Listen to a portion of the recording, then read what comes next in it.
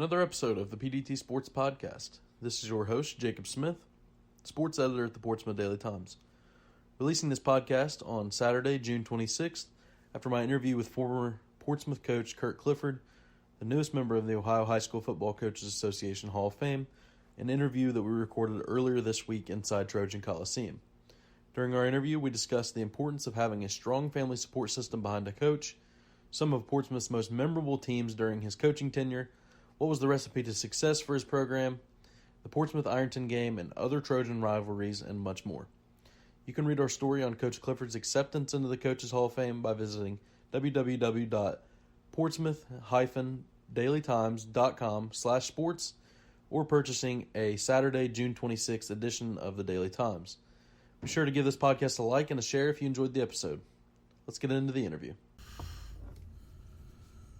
Very happy to be joined by one of the newest members of the Ohio High School Football Coaches Hall of Fame, 24-year Portsmouth football coach, Curt Clifford. Coach, thanks so much for joining us. No, you're welcome. Feels like a fall day out almost. I think it's like 73. We're here inside Trojan Coliseum. It feels kind of like football weather out a little bit. Yeah, it does. It's good to come back home. It's good. You know, I haven't been down here for a while, but I do the radio and stuff, but it's always good to come back home. Coach Clifford is one of 6 members of the 53rd class of the Ohio High School Football Coaches Association Hall of Fame that will be inducted next summer in Columbus. His classmates are Sam, I might mess these names up, Sam Fornsaglio from Cadiz High School, Jeff Durbin from Lake High School, Ed Nasanti from Bellevue High School, Joe Yost from Akron, is that Elliott. And Bob, Akron Elliott. And Bob Ramsey from Dalton High School. Do you know any of your future classmates? Nope, don't know those guys. Never crossed paths with them. Probably saw them at banquets or rather at clinics before, but I've never met them formally. 24 years of doing anything is a long time. Tell me about when you got hired at Portsmouth for the head coaching job, what experience you had, and how you felt like you were the best man for the job. Well, I don't know if I was the best man for the job. I just have to be in the right place at the right time. I had coached for 12 years at Portsmouth High School before I took the head coaching job. And I had served as an offensive coordinator and a defensive coordinator, a special teams coordinator, a strength program coordinator. So I had a great college football coach that I played 5 seasons for. So I thought I was prepared, and I had been looking around. But the way I got the job was the head football coach before me resigned on Friday evening at 8 o'clock, and football practice started Monday morning at 8 o'clock. I was actually on vacation with my family, and one of the coaches on the staff called me and said, "You better get back home. There's some big things going on right now." So we left a day early, and I got a phone call on Saturday and told me to come to the central office for a meeting at 6 o'clock. And so I did, and that's when they offered me the job, and I took it, and they said, "Congratulations. Now, when do you get started, Coach?" And I said, "Tomorrow morning at 8 o'clock.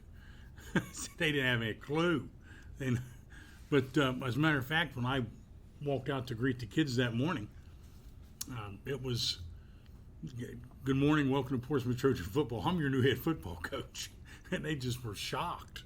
Because I don't know if they were elated or if they were sad or anywhere in between, but for what it was worth, I was taking over the program at that time.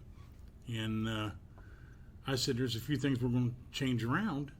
And I said, every coach is going to do that, no matter what they do or where they go. But we made some changes and took off and had 24 years. Did you see the Portsmouth job at the time as a career position for yourself? Absolutely. I didn't really want to go anywhere else. I had applied and interviewed for other jobs. I'd even been offered other jobs. But I didn't want to leave here. This is my home. I wanted to make this program the best I could make it. Did you coach any other sports at Portsmouth? What were they and how long? Oh, yeah. I coached varsity track several years, I think 4 years maybe. And I did junior high track for, I guess, probably 15 years. And I also, believe it or not, filled in as a lower-level basketball coach when one of the varsity coaches needed somebody to fill in for a year or two, and I did that. I did 2 years of junior high, 1 year of freshman here at Portsmouth, and I was actually Coach Hopkins' JV coach at Portsmouth East one season. So I got to coach quite a bit. Did those experiences help you whenever it came to being the head football coach here at Portsmouth? I don't know if you can say that or not. I'm sure they did. I think the best thing that happened was I got to see how other people did things. In basketball, I got to see how Tom Smith ran a program and how Jimmy Ray ran a program here at Portsmouth. And I got to see how Rick Hopkins ran a program at East High School. So the learning factor came from just experiencing how other guys did things and drawing from that. And sure, I think anytime you coach, it's a positive situation. What were some of the changes you were faced with from being an assistant to then becoming the head coach? I had to be the bad guy, and our then superintendent told me at that time, he said, it's going to be a difference because now you're going to go from being one of the guys to being the guy, to being the guy that has to make sure all the guys that you've been working for are doing the things you want them to do, and it's going to be different from the guy that was here before you. Kids are going to have to adjust to you. Said, you've always been a coordinator or a position coach, and now, you're going to be in a different a role as the head coach, and the kids are going to have an adjustment period. And I said, okay, that's fine, let's go do it. What were your expectations for the program in your first few years, and what type of program did you want to establish? Oh, I wanted to win right away. As a matter of fact, I told a guy that was a sports editor from the Times, my goal was to win every game we played. I know that's not a realistic goal, but if you don't go in every ball game, doing your best to prepare and to win, I don't know why you get into this business. I just thought that there were some things that we were doing. I was more of a disciplinarian. I thought I wanted things to be, so a certain way. I always told my coaches, I said, you have to remember one thing, friendship is friendship and business is business. And when we're down here, we're a business. Now, after our business is taken care of on the field, then okay. But, while we're at our stadium or at the Coliseum, it's business time. And we have to get done what we got to get done, because if we don't, we're not doing our jobs. How important is having a solid coaching staff and helping to establish a program culture? Oh, God. Immeasurable. And people that have never walked in our shoes as head coaches can never understand this. But I wanted other Portsmouth high school people with me on my staff. I know I had some administration that were skeptical about it, but you know what? I wanted people that cared. I wanted people that when we won, we would celebrate together, and when we lost, we would mourn together, and everything in between. There's a saying I got from Coach Tressel, and it goes like this: the kids don't care how much you know until they know how much you care.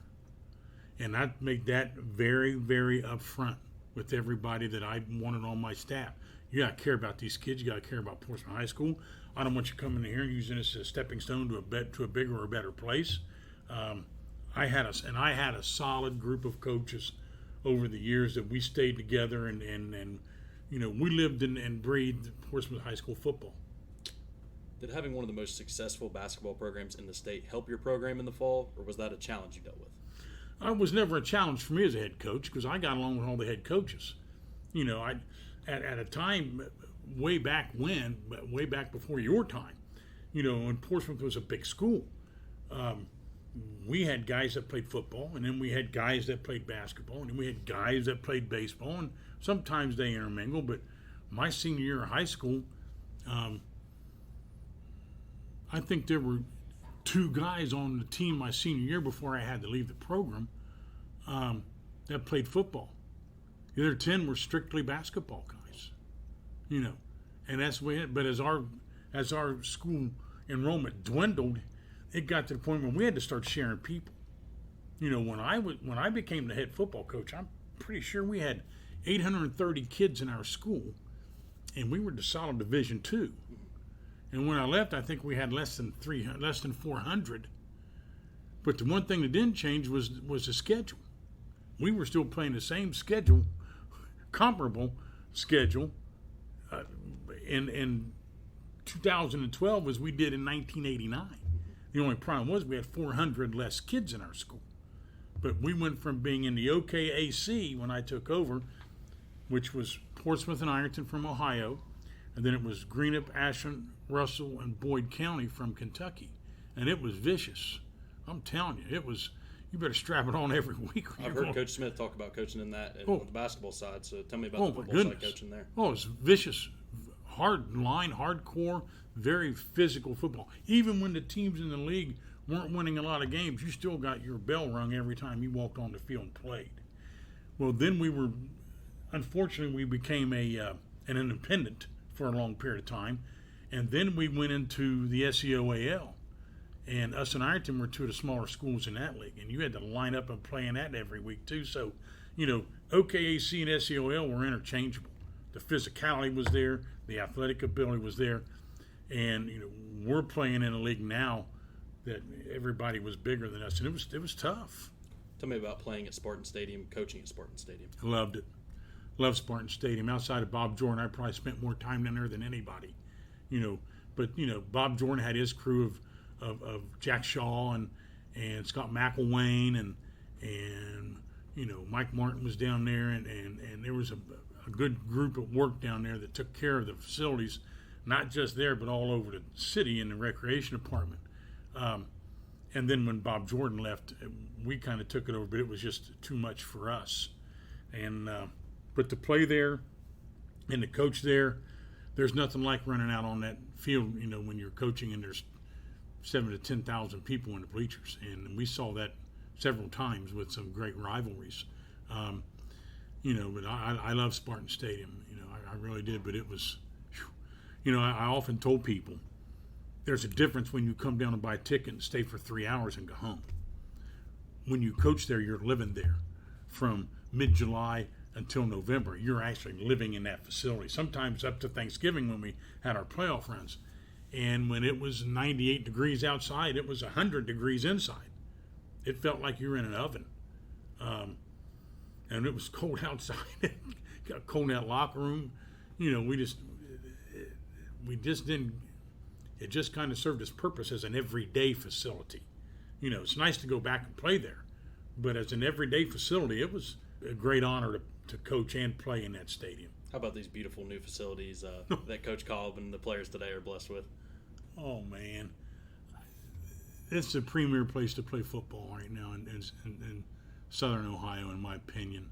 Not a bad seat in the house. It's beautiful. It's unbelievable. I was very fortunate to be on the ground floor of this. And I actually got to help with this. Ralph Applegate, who was the one that was oversaw this, let me in on how we wanted this facility designed, and so I got to do this. But it all wouldn't have come to fruition had not been for Mrs. Clark and Clay Johnson and our superintendent at that time, Jan Broughton. But you talk about having a full house every time you walk in. Jan Broughton was the best. She was the best, and a lot of that credit goes to her. Kind of touched on it there a minute ago with the conferences, but during your time coaching, PHS always competed in a higher division than they currently do. So just talk about the schedule you guys were playing at the time, in both the regular season and when it came to qualifying for the postseason. Well, it was a tough schedule. It was a tough schedule. We played Williamsburg and West, which and not very. We didn't play Waverly very often. I would have liked to, but we didn't get to. But when you play West and Williamsburg, at that point in time, that was the best the SOC had to offer year in, year out. And we played Ironton, and that's a game that we would never have it any other way than to play those guys. But then you throw in the likes of Chillicothe and Jackson and Gallipolis and Zanesville when we went to the OKC. You got Ashland and Russell and us and Greenup had a great rivalry. And that was a head knocker. And then Boyd County always was a good team when we were in that league. So we always played a tough schedule here. When you broke through for your first playoff appearance as a coach in 1992, What was the keys to that team's success, and did that experience help give you a framework for what it took to get there? That was 91. 91, I'm sorry. 91. We were blessed with great players. And we were blessed with great players that sold their soul to the weight room, so to speak. You had to beat them with a stick to get them out of there. And I found that to be the overriding factor every time we qualified for the playoffs was, you take a look at what the kids did in the off season, and our weight rooms were brutal. They were. We had a pool of sweat under every station. We did things the right way. We worked our kids as hard as we could work them. Make the playoffs again in 99. That starts a 4-year stretch of playoff appearances that includes 3 regional finals, 1 Final Four appearance. What about those teams now, looking back, and that stretch stands out to you? Oh, they were unbelievable. And again, the common theme was the weightlifting and the off-season preparation. But we missed the playoffs several times, very, very close to being in. But at that time, they were only taking 4. And I don't know what year it was when they started taking 8. Probably, I'm not sure. 99 maybe was when they started it.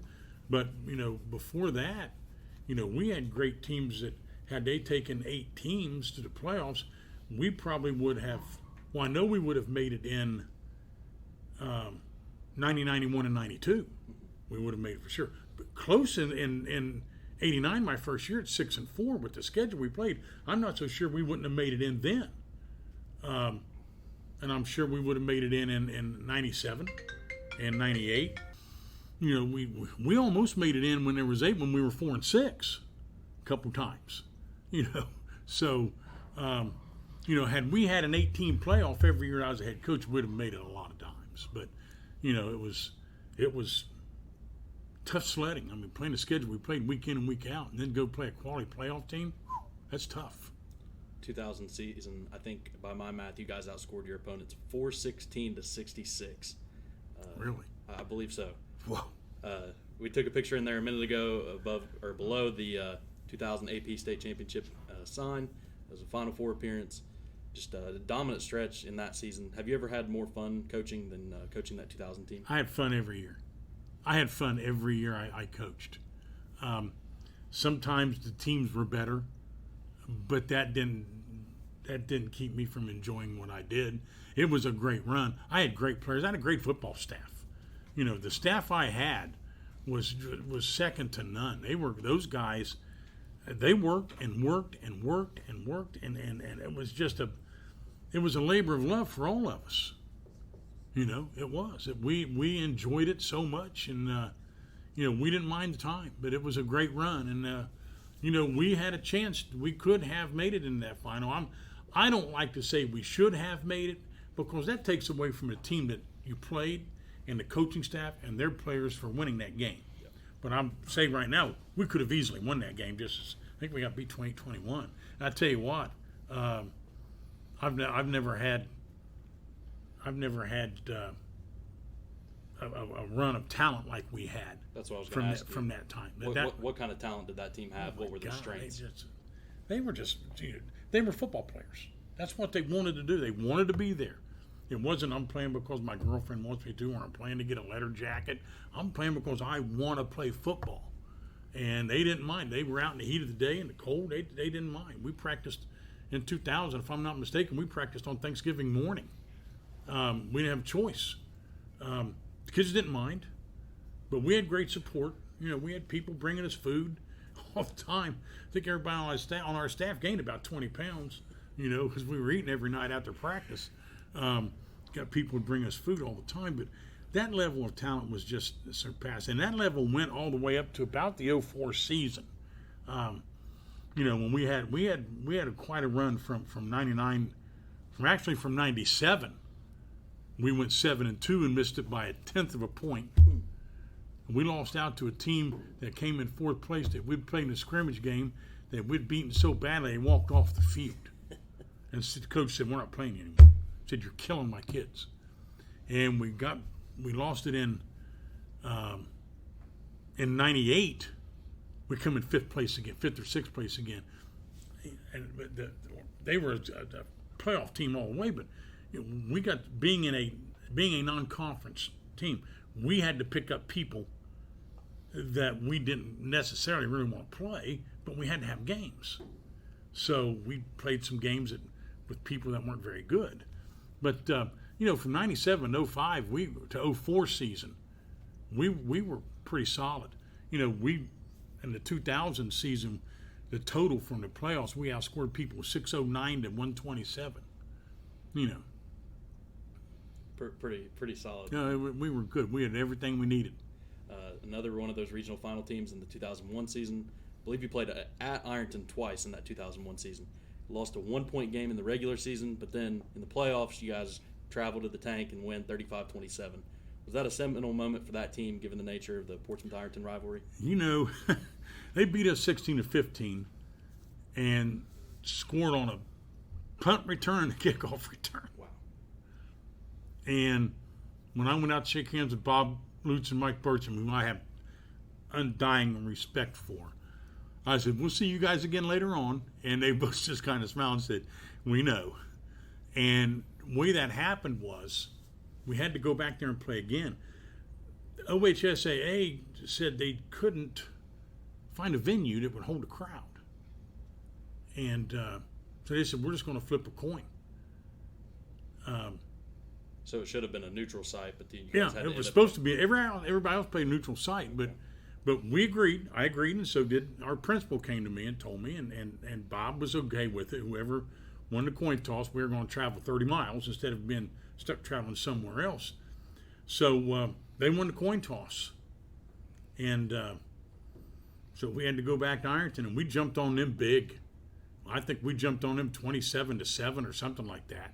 And I think they scored right before the halftime, and our guys were in there hooting and hollering and screaming and ranting and raving. I walked in there and got their attention. I said, you need to understand one thing. That's the Iron Tigers down there in that locker room. And they got fangs when it comes to playoff seasons.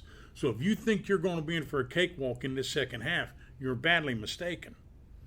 And then we had to score went up 35-21, then they come back and made 35-27, but it was a hell of a ball game. I'll guarantee you that. Very physical ball game, and it was so loud. It was so loud you couldn't hear people on the phones. It was so loud. There must have been, I think their stadium seats 3,500, and I know this much. We sold our allotment of 3,500 tickets, and Ironton sold theirs. So there was a minimum of 7,000 people in that stadium that night. And I'm thinking there was more likely 10, according to what I was told later on. Any other special environments like that one that you can remember, I guess, off the top of your head playing or coaching in? You know what? I always enjoyed playing Wheelersburg. And that was one of those places. It was crammed packed because their stadium didn't seat that many. But far and away, it's Tank Stadium. I'll tell you where else I like to play. I loved playing the Ashland Tomcats at Putnam Stadium. They always had a great program, and a guy I got to coach against named Vic Marsh took those guys to a state championship. And that was a brutal year in the OKAC. That was absolutely brutal. But I enjoyed that. But by far and away, I used to tell people we would play Ironton in a parking lot at Kmart or Walmart if we had to. That's what I was going to ask. Line off the field. Portsmouth-Ironton rivalry, I think it's the oldest, or maybe the second oldest high school rivalry football in the state of Ohio. Just how much fun was that rivalry to be a part of, and some of the great players that played in those matchups throughout the course? Oh, it was like nothing people could ever imagine. The Portsmouth-Ironton rivalry. The respect I had for Bob Lutz and Mike Burcham and their staff, you can't put it on paper. You just can't describe it. They had some great players, and we had some great players, and we teed it up with them, and there were times that we had our way, not very often, and there were times they had their way with. But most of the part, it was a very, very physical contest. And it was always a highlight of my career was to play against people like that. The other one, I enjoyed playing against Williamsburg, but I never got to coach against Coach Miller as a head coach. I did as an assistant several years, but not as a head coach. And that was one thing I wished I could have done to put on the resume to say I got to coach against this guy. Sure. I got to coach against Ron Hinton, who's a Hall of Fame level coach as well at Amanda Clear Creek, and I got to coach against Darren Crabtree, but not for very long because I retired after the year.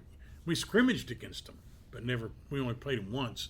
But I enjoyed coaching against the guys that were at the top of their game. Gives you a measuring stick. Even the teams that didn't have as much success, wins or losses, making the playoffs. What do you take away from those teams and the players you coached throughout the years? The same as the ones that did exceed and go into the next level. I honestly didn't matter to me. I just was happy to be with Portsmouth High School and the Portsmouth kids. I wanted to be here.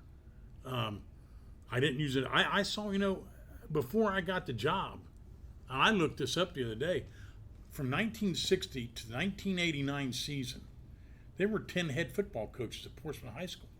It's 30 seasons of football. Wow. And 10 head football coaches. They come in here. I coached here for 12 years and coached for 4 different guys in 12 years. So I had to learn something different. The first year guy was let go. So I had to learn what he wanted me to learn because it was totally different than what I'd learned in college. He got let go. Then I had to coach for a guy that was totally different from him, offensively and defensively. And he stayed 1 year. Then probably the best part of my assistant coaching career was the 7 seasons I spent with Bob Schaefer. Because we were in the same boat. When Bob took the job, I think he'd been coaching varsity football for 2 years. I'd been coaching for 2 years. And the other 2 guys on the staff had no varsity experience. Here we were. So we literally had to learn on-the-job training. And that was probably the best 7 years of learning that I ever had in football. Tell me about coaching the South team in the 2003 North-South game. Oh, my God. Oh, what a... I think the biggest thing, the thrill of that, besides coaching that level of talent, was you're selected by your peers to coach. I got selected. Not by the sports writers and not by the people on social media. I got selected by my peers. That made it super special. The guys that I got to work for or work with in that game, my goodness, Bill Nutt and Andy Olds and Marty Argenbright. God, I can't remember the other guy's name. But we all have maintained a close relationship, and I couldn't have been more pleased with working with those guys. It was a tremendous honor, and we kind of went in a little bit with a chip on our shoulder. We had one Ohio State guy, well 2, but one didn't make it. And I think I had 6 or 7, and we kind of made that our rallying cry, and we won. We just happened to have the best player on the field, though. And I got to coach quarterbacks like Brady Quinn and Ben Mock, and my goodness, those guys. I got to coach some great players. What was the final score of that game, if you remember? I can maybe look it up. 27-24, 24-21, something like that. Okay. You know. Specifically, I don't want you to leave anybody out, but who were some of the most talented players you were fortunate enough to coach in your time at PHS on the football field? I don't do that. Okay. I don't do that. I've never done that. That's fine.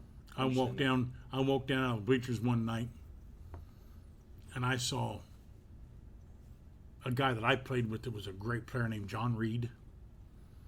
And there stood his brother Danny Reed, who some say is the greatest ever. And next to him was Michael Parker, who some say was the greatest ever. Next to Michael was his brother Joseph, who some say was the greatest ever. And they were all talking, and stuff like that. And I just stood and listened to it. And John Reed looked at me and said, "Who do you think was the best?" And I looked at him and I said, "I'm not making that decision." But I looked at the three younger guys, Danny and Michael and John, said, and JoJo. I said, "But John was meaner than all you guys. I'll guarantee you that." But I've been asked that 1,000 times. Pick your all-star team.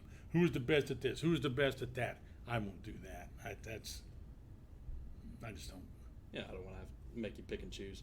So you get the call to be informed you've been accepted in the Coaches Hall of Fame. Just what was your reaction and how high of an honor is that for you?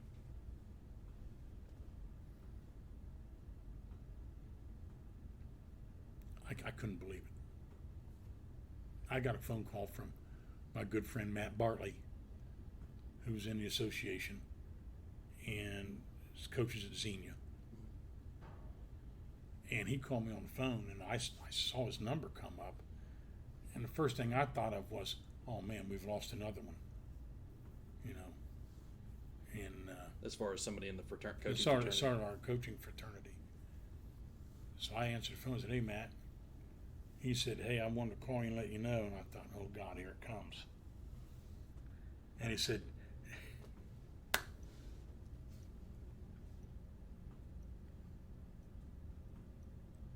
I was going in.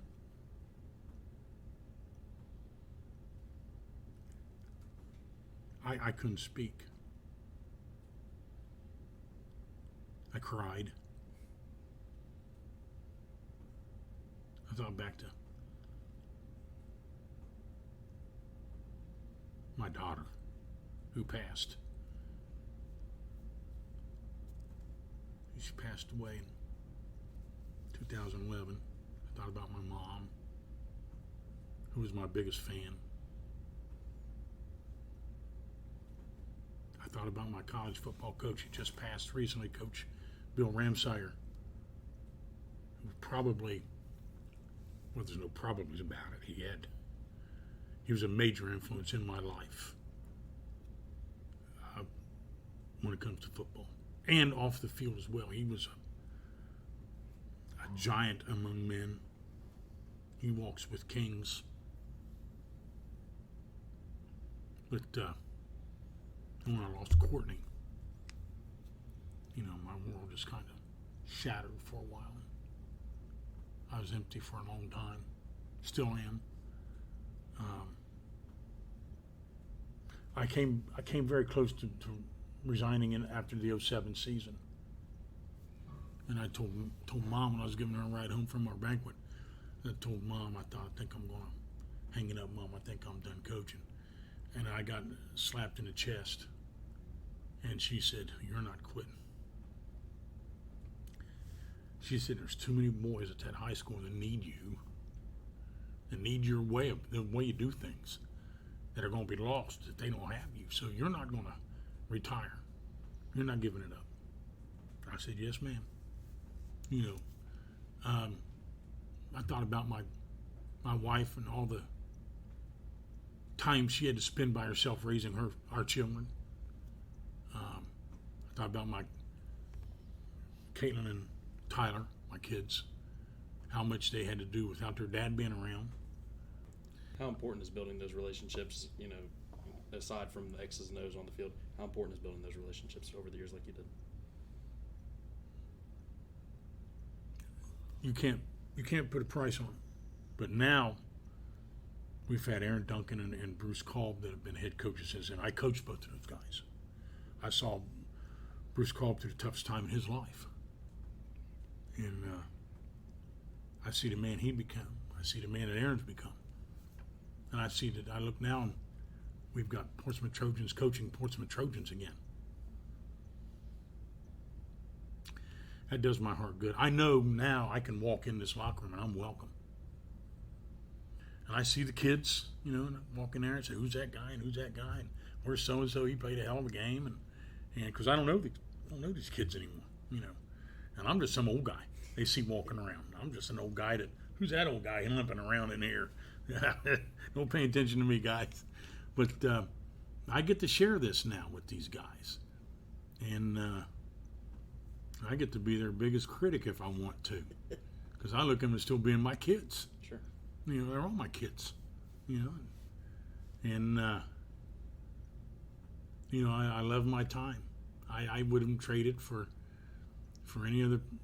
I've told the kids before. I said, when you're getting ready to go play a team like Ironton at Tank Stadium, I'd look at my kids and my coaches in the pregame, and I'd say, where else would you rather be right now than to be able to do this? I feel sorry for people that don't get to experience this, and it's not meant in a mean way. It's just that, you know, the maladies you have before a ball game, and you know, you're boom, boom, boom, boom, boom, you know. But then after that first kickoff, all that stuff went away, and now it's time to get after it. But you know, I don't miss that. I don't miss that part of the chest pains. I don't miss that. I don't miss the night sweats. I don't miss waking up in the middle of the night. Have we played the game already? Did I miss the? I don't miss that. I miss the camaraderie. You know, is what I miss. How much has the game of football, X's and O's, the way it's played, different players you're seeing now in football, how has that changed at the high school level since you've retired? I imagine it's changed as much from when I took over and started using one-back sets and throwing the ball as it did from my predecessors that ran the T. And now I see what they're doing now, and I'm sitting there, and I got to sit and study what they're doing when I'm watching it. And I say, oh, okay, yeah, I see what they're doing now. But it still boils down to blocking and tackling and being physical is what it boils down to. You know, we always had a recipe when I coached, and I told our kids, one of the last things I told our kids for you in this locker room, we have to be able to run the football. We have to play great defense, and we have to be relentless on special teams. Follow the game plan. Trust what we did. And that's what I believed should always be. You know, I think when you get into a situation where some coaches may try to trick somebody, that don't wash. You know, I had a coach that I coached with one time that came in. I was an assistant. And he said, I don't understand how you guys can't beat Ironton. He said, all they do is line up in a T and run a 5-2. I said, you'll get your chance, bub. You know. And after the game was over, he went, my God. He said, they're relentless. I said, yeah, they don't win because they trick you. They win because they beat you up. You know, sure. They're in great shape, but they beat you up. But I said, one thing you don't want to do is you don't want to play Ironton after the 5th game of the season. That's when the fangs start getting sharper, you know. But he found out in a hurry, you know. And it's you know, and I think Jimmy Johnson told me, they said this, and my good friend Jay Nysonger, who I played football with, who was the coach at Valley View, he just went into the Hall of Fame, I think in 2018, and that's pretty cool having a teammate from college in there. You know, it ain't the X's and O's, it's the Jimmys and Joes. Yep. And that's what is so misunderstood in high school football. You know, I could sit there and X and O with anybody you want, but you know what? You know, I think Coach Hopkins put it in for basketball. He said, if your X's are bigger than my O's, you're probably going to win. You know, but things have changed drastically. You talked about Bruce, talked about Coach Duncan. I've talked to Coach Newsom also. Just how exciting is it for you to see some of these guys who played for you, coached under you, see their professional successes and being a mentor to up-and-coming coaches? I love it. It validates your career to know that you've had enough of an influence on young men as high school players. You know, I was Teddy's line coach and saw him go have a career at Toledo, and I coached Aaron, and I coached Bruce. Bruce was on our 2000 team and our 2001 team, and it just validates what you've done. And you know, I'm excited to go in. I am so excited that it's beyond words just about. But I just wish my daughter and my mom and my college football coach were still here to see this. because I know how excited they would have been. You know, I'd go home after every ball game when Courtney was sick, and I'd go up and sit in the room with her. She couldn't come to the games a lot of times. And I'd call her. I'd talk to her, sit on the side of her bed, and we'd talk for an hour or two, and just talk about the game. And I just wish she could be here for this, you know. But it's something that, you know, when I take a look back at some of the people that's in this Hall of Fame, you ask yourself, do you belong here? You know, do I belong in the same picture as guys like Ed Miller and Bob Lutz? I don't know. You know, Paul Brown's in the Hall of Fame, for crying out loud. You just ask yourself, and I wouldn't have voted for myself, but I was lucky enough that I did get voted in by my peers, and I appreciate that. I will be forever in their debt. Now on the radio as a color commentator for WNXT on Trojan games in the fall, have you been impressed with the job Coach Cobb has done in his short time leading the program, and just how different is that seeing the game from the press box as opposed to on the field? Oh, I can, you know, I don't say anything on the air, but I get a little verbal when I say, "Why are you doing that, Bruce? What are you doing here, Bruce?" Yeah. But he's doing a great job. I mean, this guy came over, took over, and put him in the playoffs first 2 years. You know, I think he was 15-5 his first 2 years in the regular season. You know, he was shorthanded last year. There's no question about that. But I expect that they'll be better this year. I think getting Coach Duncan back on the sidelines and Coach Hammond back on the sideline is going to be a big plus for Bruce. But you know, I kind of enjoy it. I don't have to go through that. I can sit up there and say what I want to say. I tell you a funny story. We were playing a team last year, shall remain nameless, but I got a text from a number that I didn't recognize. And the guy said, "Why haven't you called so-and-so's name out for making tackles? He's a leading tackler." I said, "Oh." I didn't say anything. He wrote back and said, "I saw him, I heard his name." I sent him a text back and said, "I don't care." He goes, then he told me I was a homer, and I said, "Yes, I am." You know? I said, how can you? I was in the program here for 3 years. I played 6 years of football as a Portsmouth Trojan or a Grant General. I played football for 13 years and coached for 36 years. So for 49 straight years, I was on football fields. 5 of those seasons, I was a Wilmington Quaker. The other 44 seasons, I was a Portsmouth Trojan. And how do you not? Sure. You know, how do you not? I try my best, and there's times I point things out that's critical of what the Trojans do. But you know, for the most part, you know, when they score a touchdown, you got to do everything to keep me from jumping up and down the press box. You know, that's why I got Keith Prose next to me. He helps me out. But you know, I hope I get to do it again this year. I had a lot of fun with it last year. And like I said earlier, it's fun to come back home. You see people walk up in the stands and people still know you and stuff like that. And it's always fun to stop and talk to some of the people before I go up and do the actual game with Keith. But no, I'm so proud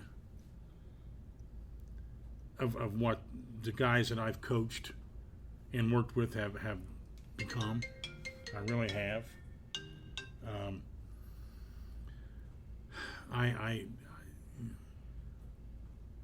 I'll forever be in the debt of my coaching staff and my players, you know, because we believed in hard work, and my staff never beat our chest and said how good we did. We always believed in working hard. You know, if you outwork your opponent, chances are you got a chance to win. So that's what I tell the kids: don't let anybody outwork you.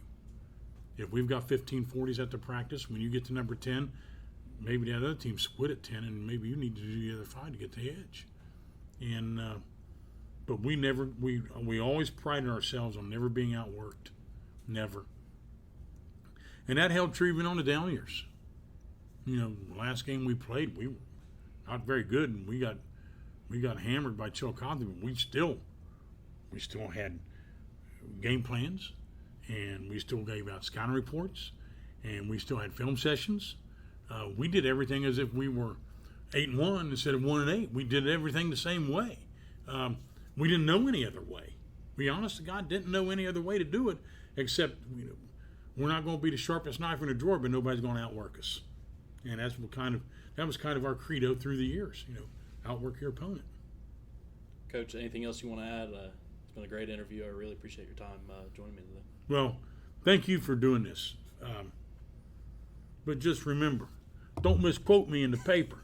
Absolutely not. That could cause 1,000 of brick to fall on you. I would never. And now we've got the full interview, so if there's any discrepancy, you can go. No, I tell you what, I'd be remiss if I didn't, say really good things about the guys that I coached with through the years. I love those guys. They're like sons to me. I was very fortunate. Very fortunate. You got to put this in there, or you both die. I had a wonderful wife that hung by me through thick and thin, and knew when to leave me alone, and knew when to give me a pat on the back, and knew the hours I was going to have to spend, and she married a coach, so she kind of had an inkling. But when I got the head coaching job, but I was very lucky that Mary stood by me, and we had 3 great children. My daughter Courtney was a valedictorian and never had a B in her life. Was homecoming queen her senior year. I think she was president of something, senior class or something like that, and scholarshiped and went to UNC Charlotte to play tennis. My son scholarship and played football for 4 years at University of Cincinnati, and my youngest Caitlin has gave up her last semester of college as a senior to come home and take care of her older sister. That's what your family's all about. Yeah, I was going to say, I think most coaches would agree having a strong support system is half the battle. Yeah, I tell you, I never coached my son. I coached him in football. I was his head coach. But I gave up his position to Tommy Gratial, who was a dear friend of mine that passed in 2008. He was our athletic director at the time. But I had Tommy coach my son. I was watching film with Tyler. First game he played his senior year. He played a hell of a football game his sophomore year, first game out. And he was against a tough opponent, Chillicothe. And Anthony Cousins was who he went against. And he dehydrated, and I had to take him to the hospital and get him juiced back up again after the game was over. And the next day I brought the film home, and I said, "You want to watch the film?" And he said, "Yeah, I'd love to." So we started watching the film, and we got about halfway through the first quarter, maybe 3/4 of the way, and I looked over and he had a tear coming down his cheek, and I realized I was sitting there, I wasn't being dad and watching the film, I was being coach. And I was ripping him because he was mine. And I turned the film off and rewound it. And he said, "What are you doing?" And I said, "You have a position coach that'll go over the films with you. You don't need to hear this from me. I'm dad now." And from Saturdays at 1:30 or whenever I got home until Monday afternoon down here, or at Spartan, I tried to be Curt Clifford husband and dad. And when it was time to put on the coaching gear, I became Coach Clifford again. So I appreciate your time for doing this with me. You've done a fantastic job. You really have. I appreciate that, and I'm looking forward to hopefully going to your guys' Hall of Fame or your Hall of Fame banquet next summer. Well, thank you. I appreciate that, but just remember, you don't want to know how much 1,000 of brick weighs. Yes, sir. Absolutely. Okay. Coach, thank you so much. Thank you. Appreciate it.